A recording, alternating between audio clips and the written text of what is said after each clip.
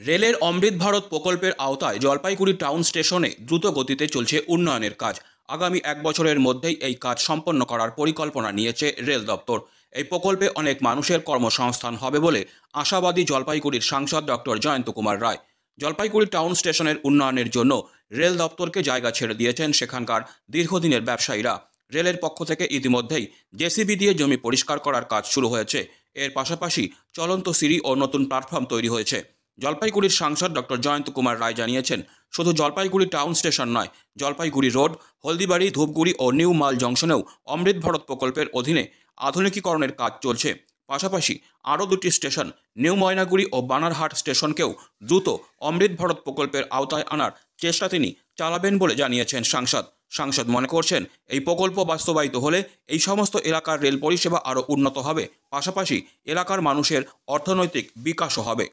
Existing 5টা অমৃত Bharat station হচ্ছে Haldibari, Jalpaiguri road, Jalpaiguri town, Dhupguri এবং নিউ মাল জংশন। তো আমার এইগুলোর কাজ তো চলছে এবং খুব তাড়াতাড়ি আশা করছি এই বছরের মধ্যেই শেষ হয়ে যাবে কাজকর্ম। কিন্তু এতে কত আপনার হতে পারে কর্মসংস্থান? এই এক্স্যাক্ট নাম্বারটা তো বলতে পারবো না, তবে নিশ্চয়ই অনেক কর্মসংস্থান এবং এটাকে কেন্দ্র করে জলপাইগুড়ি বা এই শহরগুলোর হলদিবাড়ি, জলপাইগুড়ি মানে ধূপগুড়ি বা নিউমাল, এটাকে কেন্দ্র করে কিন্তু একটা বেশ সংখ্যক মানুষের সার্বিকভাবে অর্থনৈতিক বিকাশে সাহায্য করবে।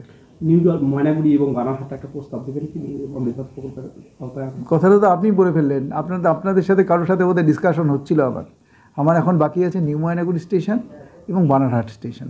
এই দুটো স্টেশনকে আমি অমৃত ভারত আওতায় আনতে চাই।